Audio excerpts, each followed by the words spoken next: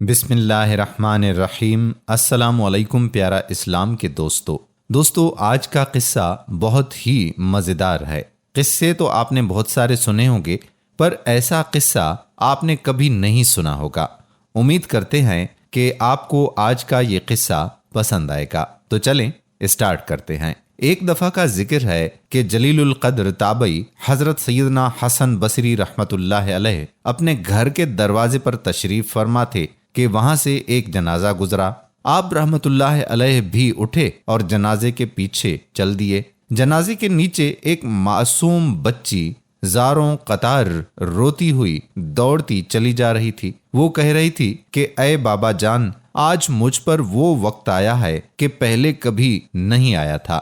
حضرت سیدنا حسن بصری رحمۃ اللہ علیہ نے جب یہ درد بھری آواز سنی تو آنکھیں اشک بار، دل بے قرار ہو گیا۔ دست شفقت اس غمگین و یتیم بچی کے سر پر پھیرا اور فرمایا، بیٹی، تم پر نہیں بلکہ تمہارے مرحوم بابا جان پر وہ وقت آیا ہے کہ آج سے پہلے کبھی نہ آیا تھا۔ دوسرے دن آپ رحمت اللہ علیہ نے اسی بچی کو دیکھا کہ آنسوں بہاتی قبرستان کی طرف جا رہی ہے۔ حضرت سیدنا حسن بصری رحمت اللہ علیہ بھی حصول عبرت کے لیے اس کے پیچھے پیچھے چل دیے۔ قبرستان پہنچ کر معصوم بچی اپنے والد مرحوم کی قبر سے لپٹ گئی۔ حضرت سیدنا حسن بصری رحمت اللہ علیہ ایک جھاڑی کے پیچھے چھپ گئے۔ معصوم بچی اپنے رخسار مٹی پر رکھ کر رو رو کر کہنے لگی کہ اے بابا جان، آپ نے اندھیرے میں چراغ اور غم خوار کے بغیر قبر کی پہلی رات کیسے گزاری؟ اے بابا جان، کل رات تو میں نے گھر میں آپ کے لیے چراغ جلایا تھا، آج رات قبر میں چراغ کس نے روشن کیا ہوگا؟ اے بابا جان، کل رات گھر کے اندر میں نے آپ کے لیے بچھونا بچھایا تھا، آج رات قبر میں بچھونا کس نے بچھایا ہوگا؟ اے بابا جان، کل رات گھر کے اندر میں نے آپ کے ہاتھ پاؤں دبائے تھے، آج رات قبر میں ہاتھ پاؤں کس نے دبائے ہوں گے؟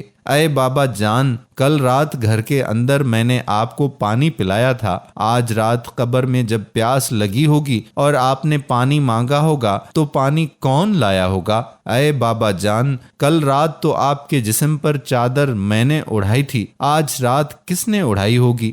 اے بابا جان، کل رات تو گھر کے اندر آپ کے چہرے سے پسینہ میں پونچھتی رہی، آج رات قبر میں کس نے پسینہ صاف کیا ہوگا؟ اے بابا جان، کل رات تک تو آپ جب بھی مجھے پکارتے تھے میں آ جاتی تھی، آج رات قبر میں آپ نے کسے پکارا ہوگا اور پکار سن کر کون آیا ہوگا؟ اے بابا جان، کل رات جب آپ کو بھوک لگی تھی تو میں نے کھانا پیش کیا تھا، آج رات جب قبر میں بھوک لگی ہوگی تو کھانا کس نے دیا ہوگا؟ اے بابا جان، کل رات تک تو میں آپ کے لیے طرح طرح کے کھانے پکاتی رہی ہوں، آج قبر کی پہلی رات کس نے پکایا ہوگا؟ حضرت سیدنا حسن بصری رحمت اللہ علیہ غم کی ماری اور دکھیاری معصوم بچی کی یہ درد بھری باتیں سن کر رو پڑے اور قریب آ کر فرمایا، اے بیٹی، اس طرح نہیں بلکہ یوں کہو، اے بابا جان، دفن کرتے وقت آپ کا چہرہ قبلہ رخ کیا گیا تھا، آیا آپ بھی اسی حالت پر ہیں یا چہرہ دوسری طرف پھیر دیا گیا ہے؟ اے بابا جان، آپ کو صاف ستھرا کفن پہنا کر دفنایا گیا تھا، کیا اب بھی وہ صاف ستھرا ہے؟ اے بابا جان، آپ کو قبر میں صحیح و سالم بدن کے ساتھ رکھا گیا تھا، آیا اب بھی جسم سلامت ہے یا اسے کیڑوں نے کھا لیا ہے؟ اے بابا جان، علماء فرماتے ہیں کہ قبر کی پہلی رات بندے سے ایمان کے بارے میں سوال کیا جائے گا تو کوئی جواب دے گا اور کوئی مایوس رہے گا، تو آپ نے اس سوال کا درست جواب دے دیا ہے یا ناکام رہے ہیں؟ اے بابا جان، علماء فرماتے ہیں کہ بعض مردوں پر قبر کشادگی کر دیتی ہے اور بعض پر تنگی، تو آپ پر قبر نے تنگی کی ہے یا کشادگی؟ اے بابا جان، علماء فرماتے ہیں کہ کسی میت کے کفن کو جنتی کفن سے اور کسی کے کفن کو جہنم کی آگ کے کفن سے تبدیل کر دیا جاتا ہے، تو آپ کا کفن آگ سے بدلایا گیا ہے یا جنتی کفن سے؟ اے بابا جان، علماء فرماتے ہیں کہ قبر کسی کو اس طرح سے دباتی ہے جس طرح ماں اپنے بچھڑے ہوئے لال کو فرتے شفقت سے سینے کے ساتھ چمٹا لیتی ہے، اور کسی کو غضبناک ہو کر اس قدر زور سے بھینچتی ہے کہ اس کی پسلیاں ٹوٹ پھوٹ کر ایک دوسرے میں پیوست ہو جاتی ہیں، تو قبر نے آپ کو ماں کی طرح نرمی سے دبایا یا پسلیاں توڑ پھوڑ ڈالی ہیں؟ اے بابا جان، علماء فرماتے ہیں کہ مردے کو جب قبر میں اتارا جاتا ہے تو وہ دونوں صورتوں میں پچھتاتا ہے۔ اگر وہ نیک بندہ ہے تو اس بات پر پچھتاتا ہے کہ اس نے نیکیاں زیادہ کیوں نہ کیں، اور اگر گناہ گار ہے تو اس پر کہ گناہ کیوں کیے۔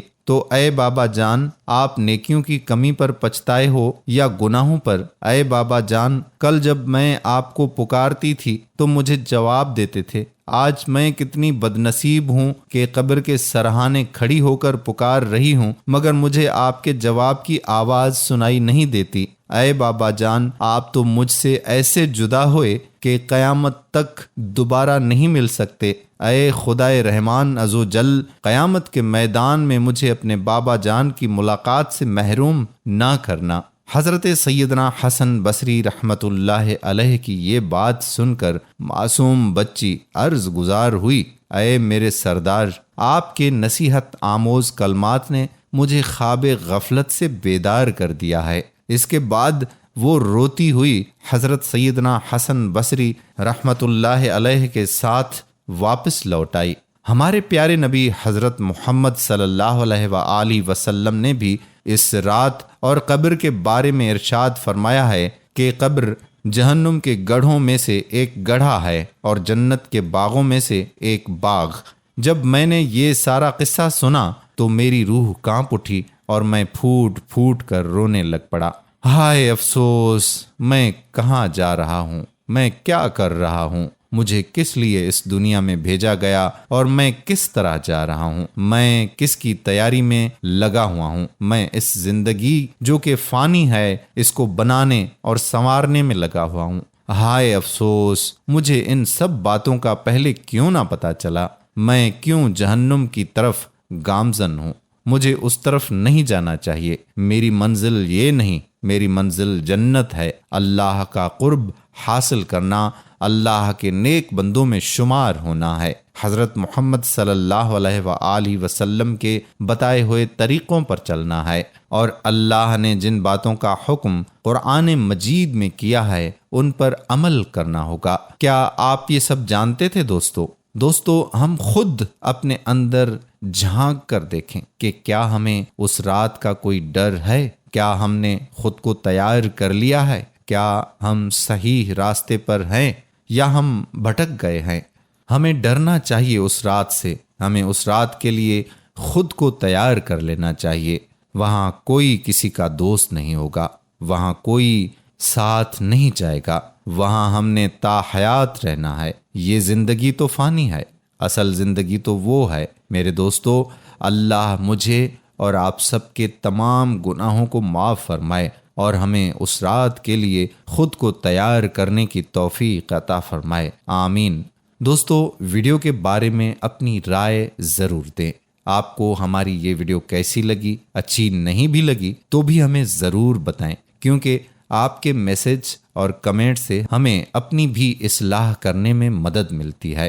انشاءاللہ پھر کسی نئے موضوع کے ساتھ حاضر ہوں گے۔ اپنا بہت سارا